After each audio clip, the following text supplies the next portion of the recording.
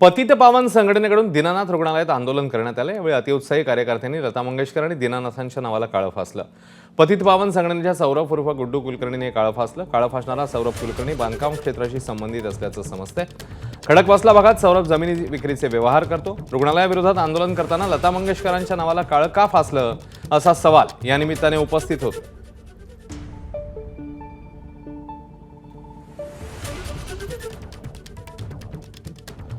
तर पुण्यातील दीनानाथ मंगेशकर रुग्णालयाबाहेर लहुजी सेनेकडून आंदोलन करण्यात आलं। यावेळी रुग्णालयाच्या गच्चीवर चढून 2 आंदोलकांनी आंदोलन केलं। जवळपास 1 ते 1.5 तास आंदोलक गच्चीवर आंदोलन करत होते। अखेर 3:45च्या दरम्यान आंदोलकांना खाली उतरवण्यात आलं।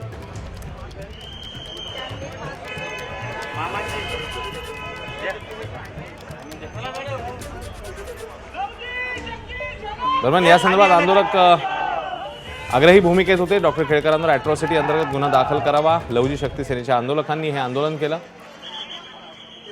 गच्चीवर चढून हे आंदोलन करण्यात आलं।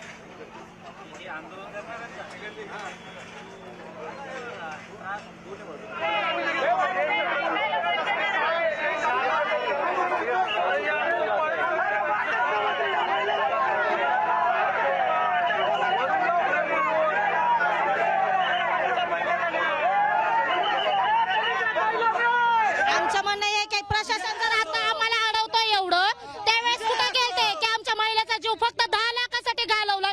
काय तिच्या मुलांचा काय दोष होता की ते अजून जगात आले नाही तोपर्यंत त्यांनी आई पाहिलेली नाहीये? काय त्या बाळांचा दोष होता? मग असलं भंगार हॉस्पिटल कशाला पाहिजे? मातंग समाजाच्या ज्या महिलेवर अन्याय झालाय त्या महिलेला व्यवस्थित न्याय मिळाला पाहिजे। इथून पुढे कुठल्याही नागरिकाला किंवा कुठल्याही महिला असो पुरुष असो कुणावरही ही अन्याय घडता कामा नये। ही जी घटना घडलेली आहे ही घटना पुन्हा घडता कामा नये। हे पैशाचा आटे झाल्याच नाही पाहिजे दवाखान्यामध्ये। तुम्ही आम्ही कशासाठी येतो तुमच्याकडे उपचार घ्यायला? तुम्हाला देव समजून उपचार करायला येतो आम्ही की आमचे डॉक्टर आहेत, देव माणूस असतो। तुम्ही जर पैशा पुरते जर करत असाल तर याला आमचा विरोध आहे। उपचार सुरू जर केला असता तर आज जिवंत असती की नसती?